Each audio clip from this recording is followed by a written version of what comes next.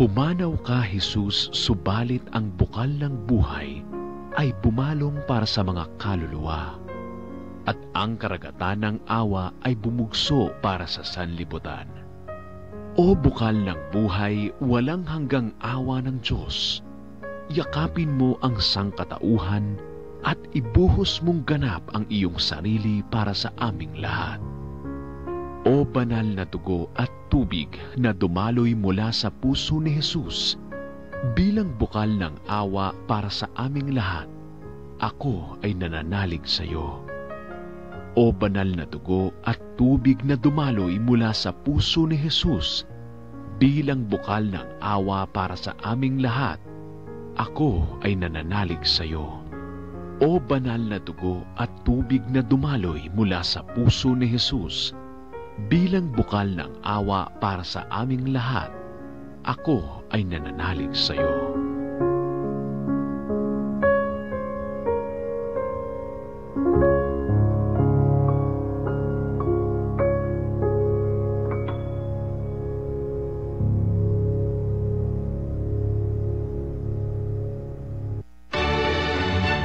From Mega Manila, Philippines, and the World Wide Web, through broadcast and social media, this Easter season, Veritas 846 Kapanani, 55 years of Catholic broadcasting. Veritas 846, ang radyo ng simbahan. Member, Catholic Media Network, and kapisanan ng mga broadcaster ng Pilipinas.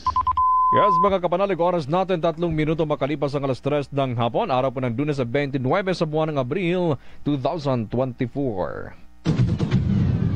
Narito ang Veritas News Alert nationwide. Pinangunahan ni Tingog Party List Representative at House Committee on Accounts Chairperson Yeda Romualdez ang groundbreaking ceremony ng itatayong Tingog Ascenso Quinto Sports Complex sa Northern Iloilo State University, Sara Campus, Iloilo. Itatayo sa loob ng sports complex ang isang multipurpose building na mayroong 3,000 metro kwadradong stadium, 400 metrong field track at 10,300 metrong kwadradong football court. Ito ang kauna-unahan at pinakamalaking sports complex sa Iloilo na magsisilbing tinig at pag-unlad ng mga manlalarong nangangarap na maging kinatawan ng Pilipinas sa malalaking kompetisyon na pinopondohan ng Tingog Party List katuwang ang Team Ascenso na pinangunahan ni Iloilo 5th District Representative Raul Tupas. Ang sports complex ay magagamit din para sa recreational activities, community gatherings, cultural events at iba pang mga aktibidad para sa pagpapabuti ng kalagayan ng buong lalawigan. Samantala, formal na rin binuksan para sa publiko ang Tingog Center sa Sara, Iloilo na layuning ilapit sa mga mamamayan ng serbisyo ng gobyerno. Ang Tingog Center ay magsisilbing one-stop shop para sa mga residente na nais sumali sa programa na makakuha ng serbisyo ng pamahalaan ng mga mahihirap na pamilya. Ang inisyatiba ay naglalayong maiparating sa mga residente sa lugar ang tulong mula sa gobyerno, lalo na para sa mga taga-Sara at Carle, Iloilo na isinailalim sa state of calamity sanhi ng pinsalang dulot ng El Nino phenomenon. Magbabalik ang mga balita mamayang alas 4. Ako inyong kapanalig Reynalyn Letran Ibanez, sumainyo ang katotohanan. Abangang muli ang Veritas News Alert nationwide. Ang balitang ito ay inihatid sa inyo ng Guyamax. Todo Max Guyamax. Oras ngayon, oras ng katotohanan, oras ng kaalaman, para sa lipunan. Narito na ang Oras ng Bayan. Tuwing Lunes, alas 3 hanggang alas 4 ng hapon. Kasama sina Norman Dequia, Senator Risa Ontiveros, at Attorney Chel Diokno. Oras ng Bayan, dito sa Veritas 846, ang radyo ng simbahan. Oras ng Bayan. Alright, mga pagbalang araw mga kapanalig Luzon, Visayas at Mindanao sa ating mga kapanalig o kapanalig na mga overseas Filipino workers sa iba't ibang dako ng daigdig. Welcome po sa ating programa kung saan boses ng masa ang bida. Siyempre kasama pa rin po ang inyong kapanalig Norman Diquia. At kasama po natin ang boses naman ng katarungan, Attorney Chel Diokno. Magandang hapon, Norman at mga kapanalig. Samahan niyo po kami sa linggo-linggo natin talakayan at pagtutulungan dito sa Oras ng Bayan! Ako, talaga man, Attorney. Welcome po mga kapanalig sa ating programa sa panibagong episode sa araw na ito. Kumusta ang weekend mo, pare? Ay, nako, Attorney Chel. Noong weekend ay nandun ako sa San Juan, sa La Union po, ano? At meron po tayong mga nakasalubong, mga supporters ng ating programa. At sila po ay binabati rin po natin, no? Yung mga kabataan, lalong-lalo na yung mga kabataan na nakikinig at nagpapatuloy sa suporta. Maraming salamat po sa inyong pagsuporta po sa Oras ng Bayan. Kayo naman po, Attorney Chel, kumusta ang nagdaang linggo? Nako, marami tayong mga kaibigan muna sa San Juan, La Union na hello sa inyong lahat. Hello. Mainit din ba doon? No? Sobrang init din. Grabe. Ako naman ay busy itong nakaraang linggo. Marami tayong napuntahan. Kahapon ay nasa San Pedro, Laguna tayo. Wow. Ako ay nagbigay ng isang pananalita sa mga SK, mga sangguniang kabataan na from San Pedro, Laguna. Hello sa inyong lahat at salamat sa paanyaya. Ang pinag-usapan namin ay youth rights. Wow. Advocacy. Maganda ito, no? Para mga bata yung foundation ng kanilang kaalaman sa kanilang karapatan ay mas mahubog. At hindi lang yon. Ako ay umikot sa mga eskwelahan. Wow! Ang una natin pinuntahan ay Lyceum of the Philippines University. Hello sa lahat ng mga mag-aaral, mga guro, mga administrator. Marami ang mga estudyante dito, Attorney. At ang saya-saya ng kwentuhan namin. Chacha. Charter change ang topic ko dyan. Meron ba sumayaw doon, Attorney? Walang sayawan. Walang sayawan. Although, kaya rin naman natin yan. Ang nag-invite sa akin doon ang Department of Social Science and Legal Management. Thank you po. And thank you to all the wonderful students ng LPU. Wow. Pero hindi lang yon. Ako ay umikot din sa UST Angelicum College. Chacha din ang pinag-usapan. Charter change. Mainit na topic yan sa ating mga kabataan. Gusto nilang malaman ano ba yung mga sinasabing charter change na yan. Ayan. Hello sa Debate Circle. Hello sa Social Science Club at sa Office of the Principal. Thank you for inviting me. Wow. I hope we had a lot of enjoyable experiences there. Sumunod naman doon, FEU Manila. Wow. Yun naman. Ito magkakadikit lang ito, Attorney. Halos sunod-sunod na araw yan. Ito naman sa FEU ay Responsible Citizenship and Human Rights. Siyempre, malapit sa akin ang human rights dahil matagal na tayong human rights defender. Thank you sa Institute of Accounts, Business and Finance for inviting me. Pero parang normal, kailangan din meron tayong life balance, di ba? Yes. Kaya para naman maka-workout ako, ay nagba-badminton ako. Talaga naman. At syempre naman, kailangan kong i-greet ang aking mga badminton buddies. Wow. Love ko silang lahat. Syempre, ang aming mayora sa grupo, si Rosa. Hello, Rosa. Oy, hello po. Kay Chona, kay Gina, Rosie, kay Lorenza, Melissa, Johnny, Kat, Julie, Azor, Mike, naku, marami to. Benson, Belen, Aner, Elena, Henny, at yung iba pa, pero meron akong special mention, yung kalaro ko kanina. Naku, ang bigat ng game namin. Pat and Romel, congratulations. Wow, nanalo kayo sa amin ni Josel ng 1 point lang. Dikit ang laban. Josel, pasensya na. Siyempre, medyo bumigay tayo sa uli. Pero next time, babawi tayo. At least maganda, merong exercise. Sa kabila ng napaka-busy schedule. From FEU Manila, Attorney, may schools pa ba kayong mga pinuntahan? Last week wala na. Wala na.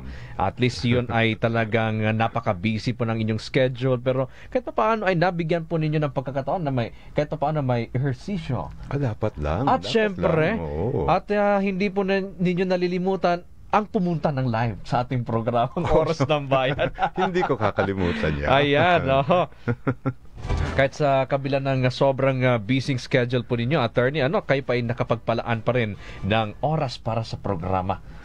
Hindi natin kakalimutan ng ating mga kapanalig. Kaya't ngayon mga kapanalig, simulan na natin ang balita at talakayan sa ating Balita Yan!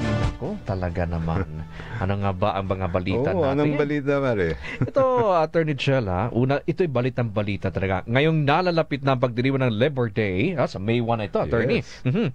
May mga manggagawa na humihirit ng aumento sa sahod. Nanawagan ito sa ang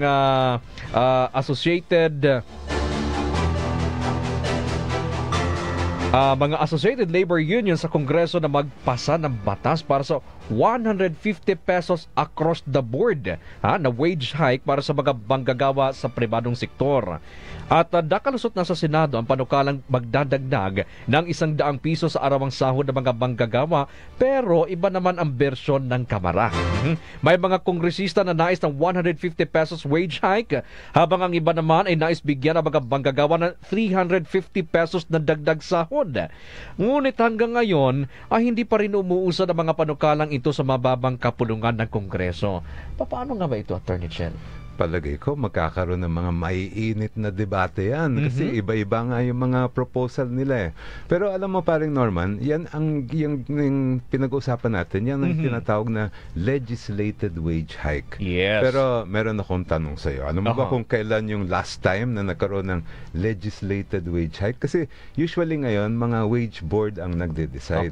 Ito ay mismong kongreso na. Oo. Kailan na ba ang huli, Attorney? Ay, 35 years ago. Grabe. Oo, sobrang tagal na. 1989 pa yan. At nung panahon na yon, piso lang ang minimum fare ng jeep. Ngayon, magkano na? Nako, 13 pesos. Ayun. Ang layo na, ang layo na nito ang pagitan. Kaya tingin ko, dapat naman talaga pag-usapan natin yan dahil dapat mag-correspond yung salary natin ng mga manggagawa sa kasalukuyang panahon. Ayan, no? At sabi nga, marami nagsasabi naman, Attorney, na maaapektuhan ng salary increase ang mga negosyo. Lalong-lalo na yung mga employers natin, no? Nagkaroon sila ng parang pangamba at babala rin ng ilan, baka mapilitan magsara ang ibang negosyo kung ipatuto pa dito. May chance kaya, Attorney, na mangyari ito? Actually, parang Norman, may point din sila, especially yung mga micro and small and medium enterprises natin. Medyo, siyempre, mas malaki ang tama sa kanila niyan. Kaya maasahan siguro naman natin na ibabalanse yan ng ating kongreso. Yun talaga naman ang trabaho ng kongreso natin, di ba?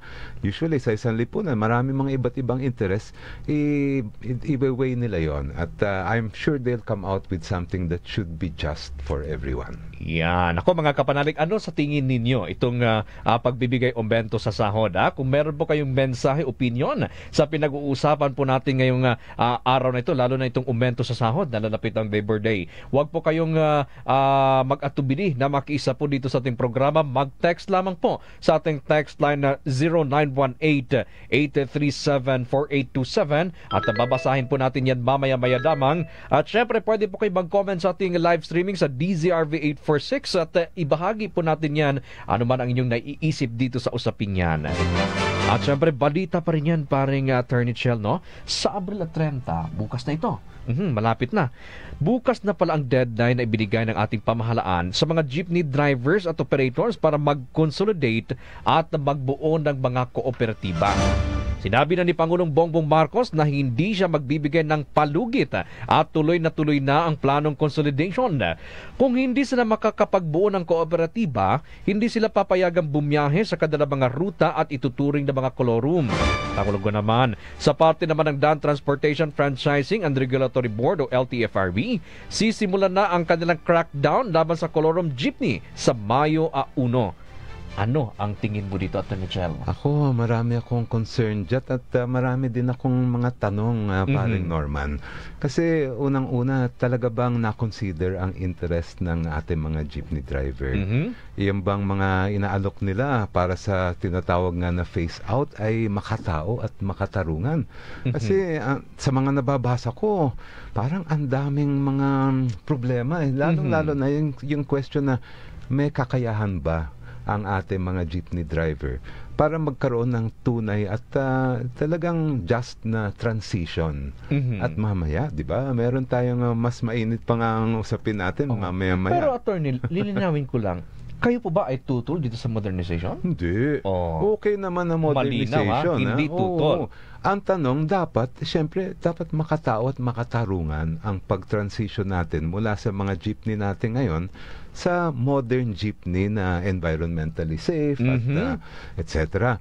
Ito nga ang tanong nakonsulta ba sila at talagang nabigyan ng pamahalaan yung sapat na interest ng mga jeepney drivers natin? Malinaw po yan mga kapanalig. Kaya kung ino po ang inyong komento dun sa usapin naman ng ngayon, parang may strike ngayon sa araw na ito Yung ilang mga grupo ay nagsagawa ng kilos protesta. Kaya't mga kapanalig, apektado ba kayo sa nangyaring strike ngayon? Ano sa tingin ninyo itong pinag-uusapang jeepney modernization, consolidation, at bawal na silang bumiyahe sa kanilang mga ruta sa May 1, Labor Day.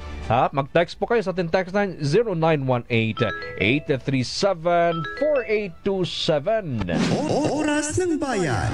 At syempre po, attorney, mayroon pang mga balita, may pasabog kamakailan, ito na naman sila. Ito, si Health Reform Advocate Dr. Tony Liachon ukol sa sabwatan ng ilang pharma companies at mga doktor. Ito, nakababahala ito Nakita ko rin yan. Ayon kay Dr. Liachon, may ilang mga tiwaling doktor ang may sabwatan sa ilang pharma firms ukol sa kanilang mga reseta kapalit ng babahaling kotse, relo, pera at mga tiket papuntang ibang bansa. Pagdidiwaliw Sinabi nga ni Dr. Liancho na may mga doktor na nireresetahan ng gamot na nagawa ng kasabwat nilang pharma company ang kanilang pasyente kahit hindi naman nila ito kailangan sa kanilang sakit o kalagayan. Ang scam na ito ay sinasabing mas malala pa sa pharma scam na nangyari noong panahon ng pandemya. Nakatakda na rin itong imbestigahan sa Senado. Ano kaya ang pananagutan-digal nito sa mga doktor nasangkot dito, attorney? Alam mo, parang Norman, ang mga doktor natin, parang mga abogado din yan. Meron kaming strict code of professional responsibility. At hindi lang yon, syempre, dapat susunod din tayo sa batas natin. Ang nakakadismaya dyan, mukhang ang nadedehado na naman ng mga ordinaryong mga mamamayan. Kasi nga, yung dun sa nabasa ko, pinaprescribe sila ng mga gamot na hindi naman daw kailangan. O kaya, yung mamahalin kesa sa dun sa mga pwede naman na mas murang gamot. Ang delikado ito, attorney, dahil pinag-uusapan natin yung kalusugan. Paano kung nag-take ka ng gamot na hindi naman para dun sa sakit? Siyempre, madadali tayo niyan. Delikado yan at dapat maimbestigahan yan na maigi. Yeah. Pero meron akong nakita, may sinabi si Dr. Liachon na mas mabigat pa daw yan sa Pharmally. Oo. Hindi ako sure kung talagang mas mabigat. Kasi kung maalala natin yung Pharmally scam, yun ang nangyari, di ba, nung pandemic. Ang involved na pera doon, pera ng bayan yun. 67 billion ang yun involved ang malala. Kasi pera ng taong bayan. Tapos ang question nga doon, bakit napunta sa isang maliit na kumpanya yung karamihan ng pondo para sa mga mask face mask at iba't ibang mga bagay. Hanggang ngayon, ang dami pa rin tanong tungkol dyan at dapat din may pananagutan both dito sa issue ngayon at dun sa dating issue ng Pharmally. Ayan, no? Siguro kasabay ng investigasyon na dapat talagang balikan yung investigasyon sa Pharmally scam. Talaga naman mga kapanalig, yung mga ganitong usapin, nakakagigil talaga. At syempre dahil pinag-uusapan po natin dito ay ang kapakanan ng ating mga mamamayan. Kaya't mga kapanalig, kung meron po kayong mensahe, opinion sa ating mga tinadakay na mga balita, pwede pa kayo makiisa sa ating talakayan. Mag-text lamang po 0918-837-4827. Attorney? At wag din kakalimutan ang pinakamagagandang komento ay may premyo ng 2,000 pesos mula sa Oras ng Bayan. Kaya dyan lang lamang po kayo. Ay mga kapanalig, congratulations sa nagdaang winner po natin nung nakaraan, si Ronald Tumbaga. Actually nag-message sa akin, attorney. Maraming salamat po at malaking bagay na po ang 2,000 pesos na kanya pong napanalunan dito. Kasi maganda yung kanyang comment nung nakaraan. So binigyan. Pero yung isa po natin, si Kapanalig Hilario Chan ng Marikina, ay hindi pa nag-reply. So, kung nakikinig po kayo yan at Kuya Larry Chan, mag-text po kayo at i-inform po kami para sa inyong mga details para ay maipadala na rin po ang inyong premyo dito sa ating programang Oras ng Bayan. Hatid ng Veritas 846, ang radyo ng simbahan, ang tinapay ng buhay. Pagnilayan natin. mga paalala tungkol sa buhay at pag-uugali. Hango sa aklat ng kawikaan ni Solomon, ang kaibigan ay nagmamahal sa lahat ng panahon at sa oras ng kagipitay kapanalig na tumutulong. Ang tinapay ng buhay, inihatid ng Veritas 846, ang radyo ng simbahan.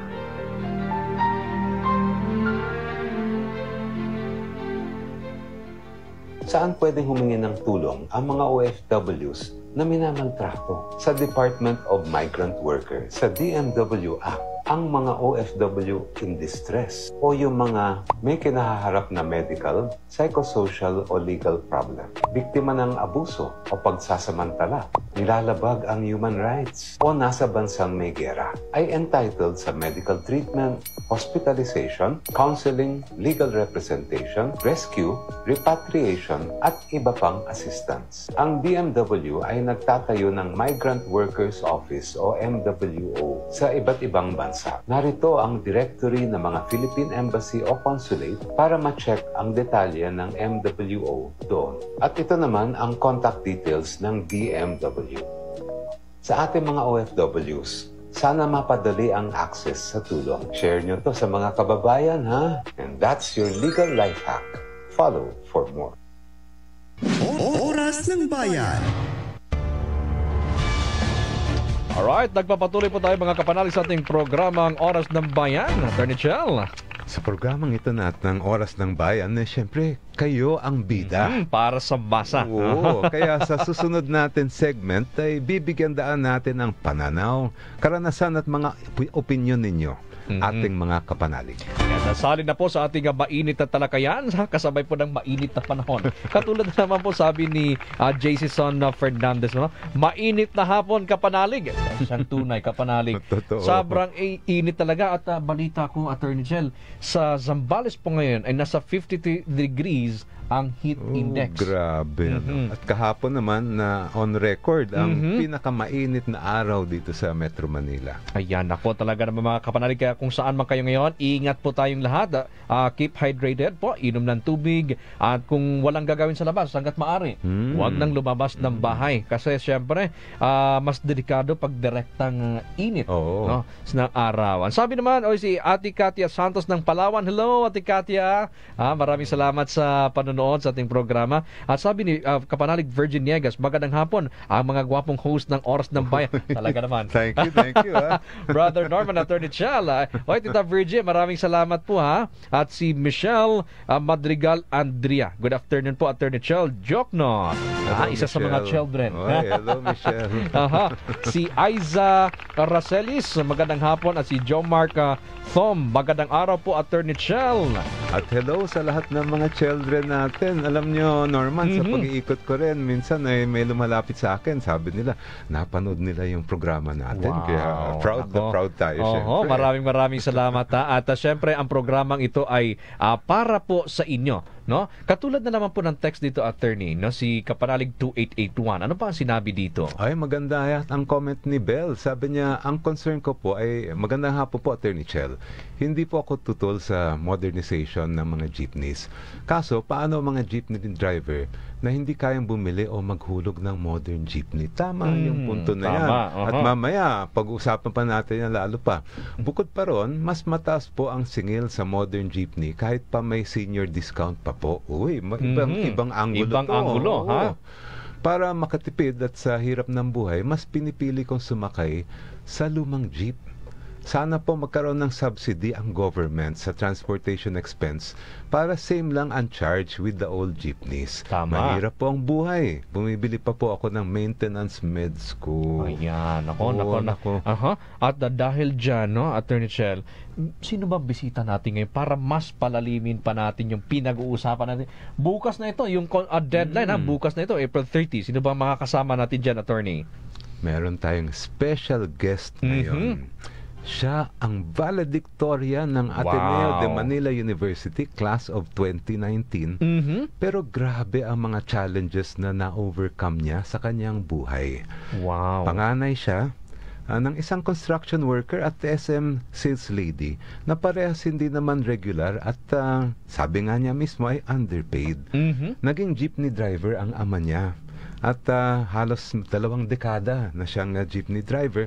Nung bata yung guest natin, siya ang naging konduktor at barker, grabe, kumbaga, ng kanyang ama na namamasada sa FTI Terminal sa Taguig. At siya ay walang iba kung hindi si Rachel Bendanya.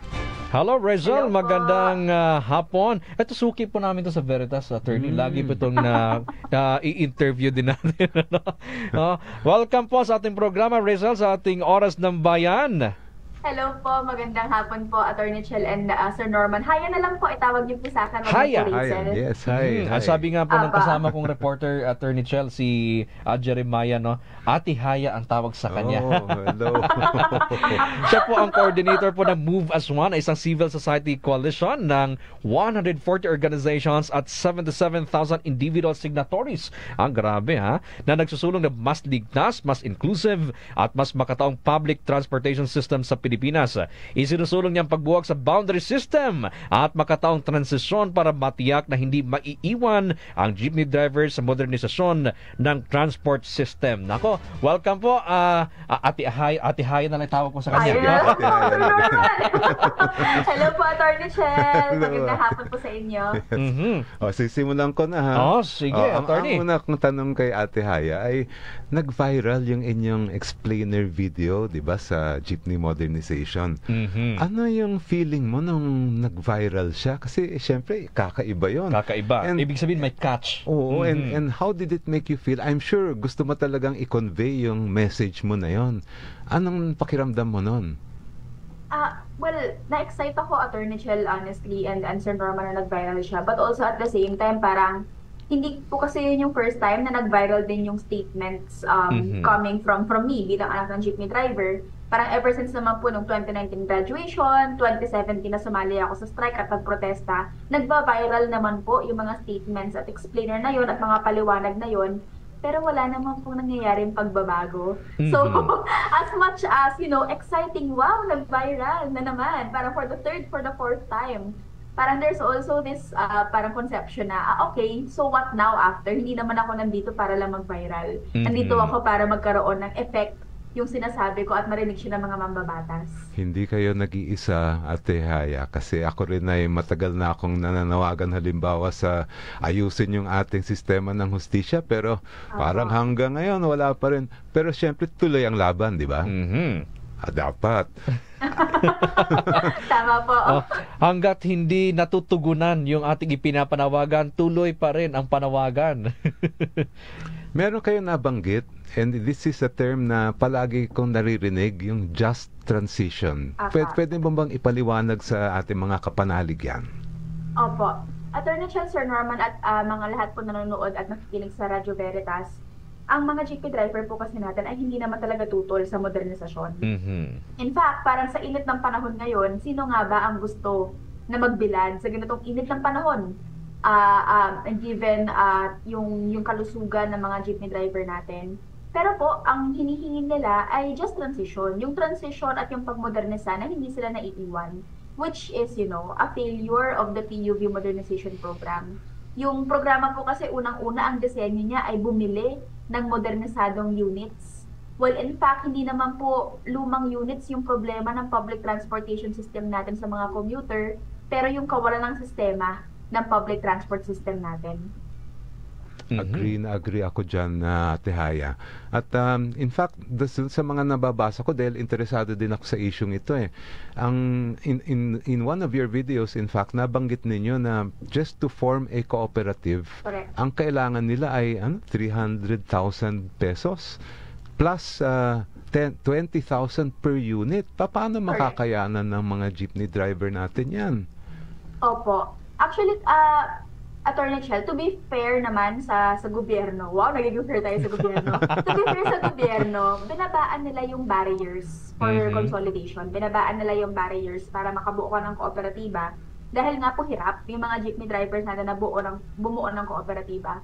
Pero even then, parang for individual transport workers, sasabihin mo, bigla kayong bumuo ng grupo, tapos kayo yung mag-manage ng sarili niyong grupo, tapos kayo na rin bahala mag-fleet management, tapos umutang kayo at kumuha kayo ng loan para makabili ng modern units. That's a lot of steps. Yes. Parang, ang daming talon yun, na parang karamihan na sa kanila ay sanay na arawan ang kita, karamihan sa kanila nakiki-extra, at karamihan sa kanila may hinuhulugan pa na jeep. Yung mga jeep nila, kahit 10 taon na yan, usually hinuhulugan pa po nila yan from someone else na binenta sa kanila, and now you're telling them na kailangan nyo ulit umutang para sa mga panibagong unit. So, even when binabaan na yung barriers for consolidation to form cooperatives, mahirap pa rin siya kasi patuloy yung pagtaas ng presyo ng gasolina at patuloy naman pong stagnant yung presyo ng pamasahe. Ayan, mga kapanalig, naririnig nyo si Ate Haya. Sana malaman ng buong bayan ito. Talaga naman, no? Pero may magandang nangyari kanina. Nakita ko nag-issue ng statement ang Leaders Summit. Yata ang tawag, yung ECOP, at kasama na doon ang employers, ang ECOP, Philippine Chamber of Commerce and Industry, Philippine Exporters Confederation, at ilang trade unions. Nandyan yung FFF, Sentro, at TUCP. Anong reaction mo doon sa statement nila? Ay naku, Attorney Chel, Sir Norman, kami po nagpapasalamat. Kasi po for the longest time, nahihirapan po kaming kunin din ang opinion ng mga negosyo, ng mga Chamber of Commerce, for example, ang mga trade unions halimbawa, sa PUV Modernization Program. Kasi parang yung tingin kasi sa kanya ay it's an isolated transport issue. Na talagang issue talaga siya ng transportation since 2017. And parang meron kasing notion na unstoppable na siya, na mangyayari na talaga siya. At siguro totoo na mangyayari talaga siya dahil nga sabi nga ni Pangulong Marcos, hindi na i-extend yung deadline, talagang final na siya. Pero it doesn't mean na okay yung current version ng programa. It doesn't mean na perfecto yung version ng programa na to. In fact, sa version ng programang to, mas lalong mahihirapan sumakay yung ating mga commuter, gaya po nung nag-chat sa inyo kanina na senior citizen. Yes. Kasi po yung problema naman po natin sa kalsada ay hindi dahil luma yung units ng jeep. Yung problema po natin ay walang masakyan. Yung problema po natin ay mahaba yung pila. Yung problema po natin ay buhol-buhol yung ruta. So yung kailangan i-modernize is hindi yung units, which is the main problem of PUV Modernization Program. Yung kailangan po natin i-modernize ay yung sistema at ayusin yung buhol-buhol na ruta, taasan yung supply ng mga jeep na pumapasada sa kalsada instead na i-phase out sila at i-colorum at hulihin pa. Tumpak na tumpak si Grabe, Ate Haya dyan. Naku, at hindi yung mga statement ni Ate Haya sa atin ngayon. At totoo naman talaga na yung problema ay yung sistema talaga. At that seems to be characteristic din ng nangyayari dito sa ating bayan, na marami sa atin ay, lalo na yung mga ordinaryong mamamayan, na dedehado dahil sa mga palpak na sistema. At sana yun ang maging tutok ng ating pamahalaan. May maganda rin sinabi ang Leaders Summit kanina na hindi lang yung just transition ang kulang. Ang sabi din nila, parang naitsipwera daw ang mga local manufacturers ng jeepney. And I think that's a really good point. Ba't pa tayo kukuha ng mga unit sa abroad kung kaya naman natin gumawa dito na magiging environmentally compliant naman? Saka po, Attorney Chel, Sir Norman, yung mga kinukuha natin for abroad, actually, hindi nga sila environmentally compliant. So, wow. Tapos sa standards natin, kailangan accessible siya sa mga taong may wheelchair, kasi hindi naman tayo lahat laging able-bodied Tatanda ako, eventually, mahihirapan akong sumakay sa bus, mahihirapan akong sumakay sa jeep, kaya kailangan accessible yung ating transport system sa mga may kapansanan. At yun po ay standard na nakalagay sa PUV Modernization Program. Yung mga bago po bang jeeps na in-import natin sa China, sumusunod po ba sa standards na yun? Parang mas mataas yung hagdan nun. Correct po, di ba? Bakit naririnig ko na naman yung China na naman? China ba? China ba ito nang galing? So ito ay sa China pa rin. So ngayon, bukas na ito, Ate Haya, bukas ang last day ng consolidation. Ano yung message mo para sa ating gobyerno at syempre sa mga nakikinig ko sa atin ngayon? Sigurado na po ba tayo? Final answer na po ba talaga? I mean, lagi po kasi silang sinasabi na 7 years na to, parang since 2017 naman, inusog yung deadline. Pero deadline para kanino? Deadline para sa transport workers. Pero tandaan po natin, ang prerequisite po bago nyo bigyan ng deadline ang sektor, ay gawin nyo ang sarili nyong deadline. Sobrang baba pa po ng issuance ng LPTRP ng gobyerno, yun yung una. Pangalawa, wala pa pong pondo ang Kongreso, Senado at even DOTR sa pag-subsidize ng mga bagong units ng jeep. Nangako sila ng 180,000, 300,000 per unit, etc. etc. Pero hanggang ngayon po, karamihan po yun naka-loan sa bangko, hindi po nabibigyan ng unit kasi walang pera. Hindi na-aprobahan ng mga senador at ng Committee on Public Transportation yung pondo para mabigyan ng subsidiya yung mga tumaya na sa programa. At sila willing yung mga sila kailangan pilitin. They sign up for the program, they voluntarily took a loan because the government promised them na meron kayong subsidy. Pero hanggang ngayon po, parang 2 years na yung loan application nila, wala pa rin subsidiya. So, parang dalawang halimbawa pa lang po yun na nag-i-impose kasi yung gobyerno ng deadline sa mga manggagawa, sa mga transport workers, sa mga jeepney drivers. Pero yung end nila of the bargain, yung commitment nila before they give that deadline, karamihan po nun undelivered pa. So, ang mangyayari po ngayon, coming Mayo 1, Mayo 2, ano talaga siya? Parang pahirapan. Yung jeepney drivers natin kasi huhulihin sila at dahil bababawasan yung transport supply sa kalsada, good luck na lang din po sa mga commuters na ngayon pa nga lang in full capacity ng transport natin, hirap na sumakay. Nako naman talaga, no? Kaya sa mga kapanalig natin dyan ano yung masasabi po ninyo dito sa ating pinag-uusapan? Kasi mas marami talaga yung maapektuhan dito. Sana dumami pa ang mga atihaya dito sa atin. Oo. At lahat kayo mga kabataan, role model natin yan. Oo. Thank you so much for everything you do, Atihaya. Maraming salamat po. Thanks, Sir Norman. And thanks, Jeremiah. Ikaw, inatihaya tuloy ako. Salamat po, Radyo Veritas. Thank you. Yes po, maraming salamat po. Yan po mga kapanalig, si Miss Rachel Bendana, no? Ang convener ng Move as One Coalition at coordinator ng Move as One Coalition para sa isang grupo ng mga samahang nagsusulong ng isang mas magandang uri ng transportasyon sa ating bansa.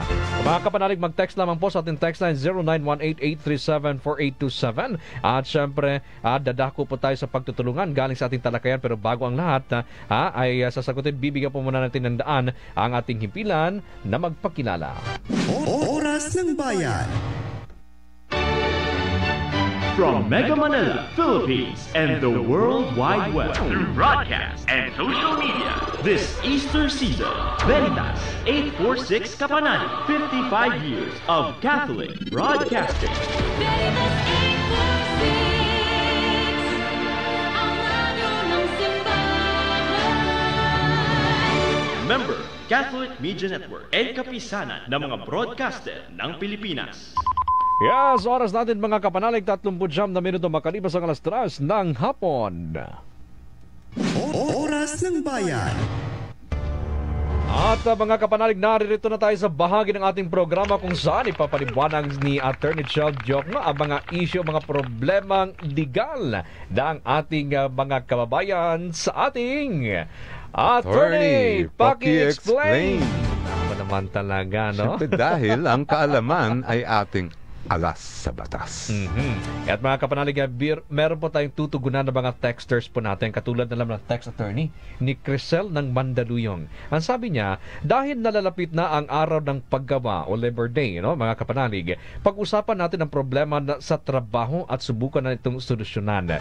May maganda tayong natanggap na tanong via text mula kay Crisel ng Mandaluyong. Ang sabi niya, katatapos ko lang po ng kurso at balak ko nang magtrabaho para makabayad sa mga inutang ng pamilya ko para makatapos. Pero hindi po ako makapagsimulang mag-apply dahil nahihirapan po akong kumuha ng documentary requirements ng mga kumpanya. Sa ngayon po kasi ay kapos pa rin po kami at walang pambayad sa mga ito. Ano ang mga batas natin dito, Attorney Chel, na pakikinabangan natin mga first-time job seekers? Napakagandang tanong yan, Crisel. At hindi kayo nag-iisa. Marami din ang nasa inyong kalagayan. Pero meron akong good news sa inyo. Dahil may batas na tayo dyan. Naisa batas na ang Republic Act 11261 o First-Time Job Seekers Assistance Act. Ano ngayon ang nasa loob nitong batas? libre ang pagkukuha ng mga sumusunod na dokumento. Wow. Police clearance, libre na yan. National Bureau of Investigation, NBI clearance, barangay clearance, medical certificate mula sa mga pampublikong ospital, ang birth certificate, marriage certificate, transcript of academic records mula sa mga state college and university. Wow, ito. TIN, yung tinatawag na tax identification number. Unified Multipurpose ID, yung tinatawag natin UMID card. At iba pang mga documentary requirements na ini-issue ng ating pamahalaan na usually nire-require sa mga first-time job seekers. Ito lang yung sa medical certificate na nabanggit ko kanina, lilinawin lang natin, hindi kasama dyan yung ibabayad natin sa laboratory test at iba pang medical procedures na kailangan para mabigyan ng medical certificate. Yung mismo certificate lang. Yung mismo certification. Pero tingin ko, maganda pa rin itong batas dahil ang daming dokumento. Isipin mo kung compute natin yung babayaran ng ordinaryo medyo malaki-laki yan. Medyo malaki-laki. So napakalaking tulong niyo nito, attorney, no, para sa ating mga first-time job seekers. Pero paano nga ba mag-apply at ano yung mga requirements dito? Simple lang. Pupunta lang po kayo sa barangay, kukuha kayo ng certification na ito ang unang pagkakataon na mag-a-apply kayo sa trabaho. Yun. Tapos yun ang ipapakita nyo pagpunta nyo sa mga iba't ibang mga ahensya at dapat igagalang nila yon at ibibigay nila ng libre yung mga nabanggit ko mga dokumento. Yan. Nako, parang attorney, ito naman, nag-text galing kay Crisel, ng Mandaluyong, punta na yung Caloocan. Ang sabi naman ni Franco ng Caloocan, paano po ang gaya ko na hindi first-time job seeker pero walang pambayad sa mga dokumento? Ano po ang pwede kong gawin? Yung una ko nabanggit na batas ay pang first-time job seeker lang yan. Pero meron ngayon nakahain sa ating Senado na panukala na ito ay palawakin at ibigyan ng similar, hindi naman kapareha, exactly na kapareho, pero similar na benefit o porsyentong discount sa mga indigent job seeker sa pagkuha ng mga documentary requirements para makakuha ng trabaho. Kasama na doon ang barangay at NBI clearance, medical certificate mula sa government hospital, marriage at birth certificate, TESTA certificate at certificate ng civil service eligibility at UMID card. So, meron mag-correspond naman siya dun sa una natin batas. Naku naman talaga. Naku, marami siyang nalinawan, attorney, sa inyong paliwanag. Yung mga nakikinig natin dyan, yung mga estudyante kagagraduate lang at saka yung mga gagraduate ngayong school year. At syempre sa mga naghahanap din ng trabaho yan, sana'y naliwanagan din kayo sa mga pagpapaliwanag ni attorney sa tanong ni Crisel at ni Franco, no, na kagaya ninyo ay may paghihirap din sa pagkakaroon ng mga requirements talaga naman. At bukod po sa ating texter, Attorney Chal, meron pa tayong caller na sa isang linya. Alamin naman po natin ano yung kanyang itatanong sa atin. Nasa linya po ngayon, mga kapanalig, si Boyet. Boyet, magandang hapon. Magandang hapon po, Attorney Chel, at magandang hapon po, Sir Norman. Magandang hapon, Boyet. Sir, isasangguni ko lang po kasi nais ko pong ireklamo sana yung office na pinagkatrabahuan namin. Kasi po, binabawas po kasi sa sweldo namin yung uniform na ginagamit namin sa pagtatrabaho. Ang laki po kasi ng bawas, sir, kaya nasasaktan na po kami dahil minimum wage lang po kami kasabay. Saka kinakaltasan pa kami every sweldo, kaya nababawasan po yung mga panggastos po namin sa pang-araw-araw. Gusto lang po sana naming malaman kung legal po ba itong ginagawa ng office namin. Klarong-klaro po na sa ilalim ng DOLE, ang meron pong issuance ang DOLE dyan, Labor Advisory Number 11 Series of 2014. Hindi nila pwedeng gawin yan at dapat hindi nila gagawin yan sa inyo. Kasama na doon, bawal mag-deduct ng company uniform, yung PPE, yung mga personal protective equipment, training fees, at ibang mga katulad na gano'n na mga deduction. Klarong-klaro yan. And dapat hindi nila gagawin kay Boyet yan. Ako, Boyet, at batay sa kwento ninyo, may problema sa batas ang inyong employer. Oo. Ano po yung pwede namin gawin na attorney? Kasi may mga kasama po ako dito na gusto rin po sana silang ireklamo. Ano po ba yung pwede naming ikilos po para matugunan po itong problema po namin. Well, unang-una, ang payo ko, Boyet, kung meron naman kayong mga kasama din sa kumpanya na ganun din ang reklamo, magsama-sama kayo at ipaabot ninyo sa employer ninyo. At pwede nyo rin i-cite yung nabanggit kong DOLE issuance. Madali naman makuha yan. Nasa internet po yan. Ngayon, kung talagang nagmamatigas pa yung employer na yan, pwede at dapat ireklamo natin sa DOLE. Bibigay natin na nandyan po yung mga regional office. I think may fa-flash natin o baka mamaya-maya yung mga contact kung paano ireklamo yan sa DOLE.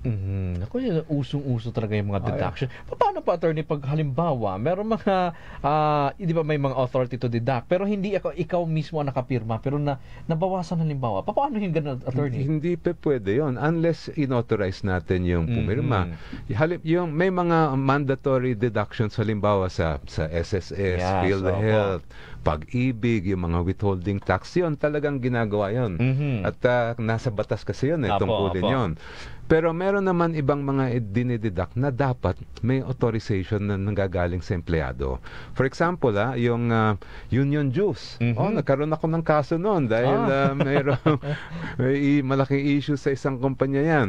Yung pagdeduct ng union dues, pwede yun, pero kailangan may authorization ang bawat empleyado. Pero una, balikan natin si Boyet at magpasalamat din tayo sa kanya. Salamat, Boyet, at ikaw ay lumapit dito sa amin. At syempre, alam ko, naniniwala ko na kapag kayo ay nagkaisa, magkaroon ng dialogue, no? Between the employer para mas maipaabot yung inyong nais na malaman din ng inyong employer. Opo, maraming salamat po, Attorney Chill, at maraming salamat po, Sir Norman. Maraming salamat din po sa Oras ng Bayan. Maraming salamat, Boyet. At kanina, attorney, yung authority to deduct, no? Talagang malaki. Ano ba yung legalidad nito, attorney? Nasa labor code yan. Kaya nasa batas mismo natin yan. Pero ito nga, ako, matagal na ako abogado, 34 years na. Ako mismo, nababahala ako. Minsan, nagagalit ako dyan nandyan na yung batas, hindi naman na-enforce, hindi natutupad. Kaya yung isa kong kausa ngayon talagang dapat palakasin natin ang tinatawag na rule of law para sa lahat ng Pilipino. At saka, attorney, may mga employer naman, halimbawa, nakaalis na yung isang empleyado, mag-apply. Ngayon, nag-check sa akin sa Pag-ibig, sa SSS, gano'n. Nakita niya, walang hulog, pero dun sa payslip na binigyan niya, may mga kaltas. Alam mo, parang Norman, ano yan, estapa yan. Malaki ang parusa dyan. At maraming mga nababiolate niyang, yung bang nakukuha niya, hindi niya pera yun. Hindi pera ng kumpanya yun. Hindi pera ng employer yun. Pera ng empleyado yun. Pinagtatrabahuan niya yun. Oo, at dapat, in trust niya hinahawak yun. Bibigay niya dapat sa SSS, for example. Tapos binubulsa. Ano yun? Pag nanakaw yun. Kaya estafa ang kaso dyan. Maliban sa pag-violate ng mga SS law at iba't ibang mga batas natin ng PhilHealth, etc. Ano yung usual na mga parusa nito, attorney? Halimbawa, may isang employer na mapatunayan ng ganitong gawain. Bigatin ang mga parusa dyan. Doon pa lang sa SSS ay 20,000 na multa at kulong hanggang 12 years o pareho. Sa PhilHealth naman ay multa ng 1,000 multiplied by the total number of employees at kulong hanggang 1 year. Doon naman sa Pag-ibig ay 2 times ng halagang hindi na i-remit at kulong ng 6 years o pareho. Sa estafa naman, depende yan. May mga iba't ibang grades ng estafa pero mabigat din ang penalty niyan. Okay. Nako, maraming salamat, attorney. At bukod kay Boyet na tumawag, may isang texter tayong humabol. Ito mga kaso niya, forced overtime naman ito, attorney. Sabi niya dito, nag-work po ako, taga Navotas ito si Myra ng Navotas. Nag-work po ako sa maliit na paggawaan ng damit. Madalas po kaming pinapa-overtime. Mukhang ginagawa nilang regular ang overtime. Okay lang naman po sa akin mag-overtime, pero minsan may mga pagkakataon na kailangan ko po talagang umuwi sa bahay. Tanong ko lang po, kung okay lang po ba natanggalin ako pag tumanggi akong mag-overtime? Natatakot daw siya. Baka mamaya bigla siyang tanggalin. Ay nako. hindi rin kayo nag-iisa, Myra, dahil meron din mga lumalapit sa atin na ganun din ang sitwasyon. Ang overtime ay hindi naman pwedeng gawing regular yan. Dapat yan yung pang talagang may pangangailangan yung ating mga employer. Kung halos araw-araw, sa kwento ni Myra, mukhang araw-araw ata siya pinapa-overtime, paano na ang pamilya ninyo? Paano na yung life balance na tinatawag natin? Wala na siyang life balance. Ay, nako, hindi pwede yan. Yan ay lumalabag sa ating labor code. And sabi dito naman, I hope nakatulong kay Myra yung at malaman yung kanyang karapatan, no? At alam niyo, pag overtime, dapat may overtime pay rin yan. Ay, usually, attorney, magkano yung mga overtime pay na ganyan? Plus 25% ng regular rate ng sahod. At sa tanong ni Myra, pwede kayong tumanggi doon sa request na mag-overtime kayo dahil mukhang ginagawa na ng regular ang overtime based sa tanong ninyo. At ito naman, attorney, no, yung sa mga ganyang uri kasi ng trabaho, hindi pwede gawing basis ang pagtanggi na mag-overtime para tanggalin. No, malinaw hindi siya yan. Hindi yan legal na ground na i-dismiss ang empleyado. May mga dagdag pa kayong attorney na mga explain sa atin? Well, yung issue kasi ng overtime ay palagi yan lumilitaw sa mga iba't ibang sitwasyon. Yan. At yun, ang sasabihin ko lang dyan ay, number 1, hindi nga nila pwedeng gawin regular. At number 2, dapat tama ang pagbayad nila ng overtime. Kaya i-compute ninyo kung sapat siya dun sa sinabang kong plus 25% ng regular rate ng sahod. Ayan, ako maraming salamat po sa inyong mga text in questions natin at mga phone in. At syempre, maya-maya, syempre, may mga magandang komento at text messages. May mananalo. Reminder po, may mananalo ng 2,000 pesos. Sa usapin naman ng service charge, attorney, puntahan natin saglit itong service charge, isang mabilisan lang. Ano ba itong uri ng ano ba yung uri ng trabaho itong mga ganito? 'Di ba pag nagpupunta tayo sa restaurant, doon sa bill, may nakalagay doon na service charge. Yes. 'Yun yung nababanggit diyan at meron tayong batas diyan, service charge law, na nagsasabi na lahat ng kinokolekta ng mga restaurant, hotel at mga katulad ng mga establishment ay dapat mapunta sa empleyado. So hindi rin pwedeng ibulsa ng mga employer 'yan. Malinaw yan, At isa pa, hindi lang yung mga tinatawag na regular. Dapat lahat ng klaseng rank and file employees ay sakop nitong law na ito. So kahit nasabihin nilang contractual lang yan, o hindi naman na regular employee, pasok pa rin, dapat meron din siyang bahagi ng service charge na yan. Ako, makapakagandaan yan, Attorney Chel. At sa may mga katanungang legal, Attorney, paano nga ba sila makalapit at makahingi ng advice po mula sa inyo? Meron tayong free legal help desk at pumunta lang po kayo sa www.cheldiokno.com. Ayan, ako, maraming salamat, Attorney Chel, sa inyong tulong at serbisyo sa ating mga kababayan at napakalaking bagay na ito. At mamaya sa pagpapatuloy po natin ng mga kapanalig, ibabalikan po natin sino nga ba ang mapili ni Attorney Chel sa mga nagkomento sa atin, nagbigay ng kanilang mensahe dito sa ating Oras ng Bayan. Summer na, kapanalig! Narito ang dapat gawin upang maiwasan ang sore eyes. Laging maghugas ng kamay gamit ang sabon at tubig. Ugaliing gawin ito upang mapanatiling malinis ang ating mga kamay. Mag-enjoy ngayong summer, kapanalig. Ngunit mag-ingat para hindi magkasakit. Isang paalala mula sa inyong kapanalig na himpilan, Veritas 846, ang radyo ng simbahan. Sir, magandang araw po. Ba't po tayo dumaan sa bus lane? Kilala mo ba ako?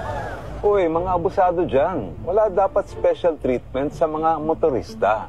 Let me explain. May parusa sa mga pa-special na gumagamit ng siren, blinkers, and other similar signaling or flashing devices sa sasakyan. Malinaw yan sa Presidential Decree 96. At ang tanging exception ay vehicles for official use, fire trucks at ambulances. Sa Administrative Order 18, klaro rin pinagbabawalan ang government officials at personnel labas dito na gumamit ng mga siren at blinker. Pwedeng i-report ang violations sa Land Transportation Office at isama ang complete details. At yan ang paliwanag sa isyung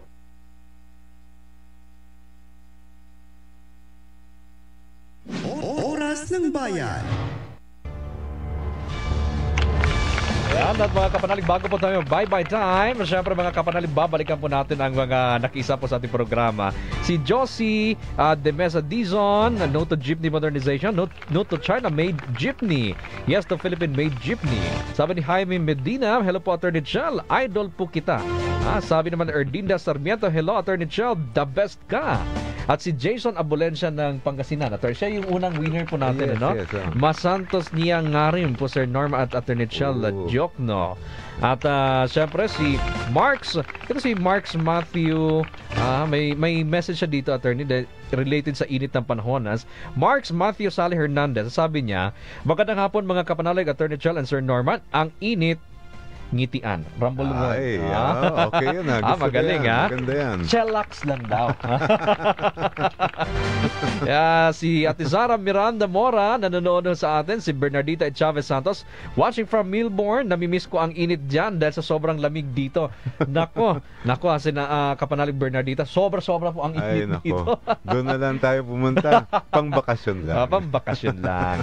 Si Beatriz Gumahay, Attorney Chel. Ang sabi naman ni Ramon Rafael Villar Transporte Jr. Shout out po mga kapanalig from Ubando, Bulacan. Blessed Monday po today, celebration for the 270th anniversary ng pagkakatag ng aming simbahan sa Ubando. Nice. Congratulations po. Congratulations. Si Carl Lito Ram, hello po, magandang buhay Attorney Chel. Doon ako sa jeep na Tatak Pinoy. Modern jeep, negosyo yan ng mga politikong kunwari concerned sa mahihirap. Nako, Attorney Chel, sino ba ang napili po ninyo na winner ng ating 2,000 pesos sa ating text line? Sa mga nag-text pa sa atin, basa ko na natin kanina yung mga text. Ang nagustuhan ko yung kay Bell kasi ang ganda ng mga points niya tungkol sa jeepney modernization. Kaya Bell, ng Pasig, thank you for your wonderful comment. Dito naman sa ating Facebook po, Attorney, ang magandang sinabi dito ni Edric Espirito, si Edric po Espirito ang napili. Ang sabi po niya dito, salary increase is important since this will ensure the stability of the purchasing capacity of the consumers. Given the fact that the basic commodities are skyrocketing, which makes it hard for ordinary Filipinos to have a decent living. This should not just remain as motherhood statement and the Fox promise by the government. It is also unreasonable to have different salary increase rates per area or province since we all have the same needs. Tumpak yung kanyang mga points, Congratulations, Edric Espirito at saka kay Bella Chico ng Pasig. Nako, at sa mga kapanalig, tuloy-tuloy lamang po kayong makiisa sa ating programa. Baka next time kayo po ang mapili ni Attorney Chel na mananalo po ng tig 2,000 pesos sa ating text line promo at sa ating FB live streaming. Nako naman, Attorney Chel, bilang pagkatapos, ano naman ang masasabi ninyo sa pinag-uusapan po natin? Isang oras, siniksik natin. Ang bilis ng oras natin. Unang-una, syempre, magkakaroon tayo ng isang magandang pagdiriwang sa May 1. At mabuhay ang mga manggagawang Pilipino. Yes, mabuhay. Dapat talaga suportahan natin ang ating mga manggagawa. Lalong-lalo na yung issue ng jeepney modernization. Dapat naman tunay na modernization yan at hindi lang yung sinasabi nilang phase out na mukhang hindi ata na pag-aralan ng maayos ng ating pamahalaan. Please make sure that you consider and also take into account the interests of our jeepney drivers. Hindi lang yon, na maganda rin yung at dapat i-monitor natin yung nangyayari sa Kongreso pagdating sa salary wage increase. Dahil makatingin ko may init na debate ang makikita natin dyan. And of course, sa lahat ng mga may issue pagdating sa especially labor, yun ang mainit ngayon. Pero kahit ng mga ibang katanungan legal, ay madali niyo naman ako hanapin sa mga social media. Nandiyan po tayo sa TikTok, IG, YouTube, Facebook, you name it. Hanapin niyo lang po Attorney Chel Jokno. Attorney Chel, itong mga susunod na mga araw, saan ka makikita ng ating mga kapanalig? May nakalinya tayo mga talks. Pupunta ako, sa Cavite State University, Polytechnic University of the Philippines, sa Lopez Quezon, parang may online ata akong talk dyan. San Sebastian College, Recoletos, Manila, pupunta din tayo sa Dagupan. Nakapunta ka na ba sa Bangus Festival? Ay, oo. Masarap dyan. Baka may bit-bit kang bangus next time, attorney. Surely. Ayan po mga kapanalig. Maraming salamat sa inyong pagsama at makikinig dito sa ating programa sa kung saan boses ng masa ang bida. Ako pang inyong kapanalig, Norman Dikia. At ako naman po, si Attorney Chel Diokno. Sabahan niyo po kami sa susunod na Lunes, alas 3 ng hapon, para sa linggo-linggo natin talakayan at pagtutulungan sa Oras ng Bayan. Sumainyo ang katotohanan. Inyong napakinggan ang Oras ng Bayan. Abangan muli tuwing Lunes, alas 3 hanggang alas 4 ng hapon. Kasama sina Norman Dikia, Senator Risa Ontiveros, at Attorney Chel Diokno. Oras ng Bayan, dito sa Veritas 846, ang radyo ng simbahan. Panalangin kay San Roque. O mapagmahal at makapangyarihang Ama,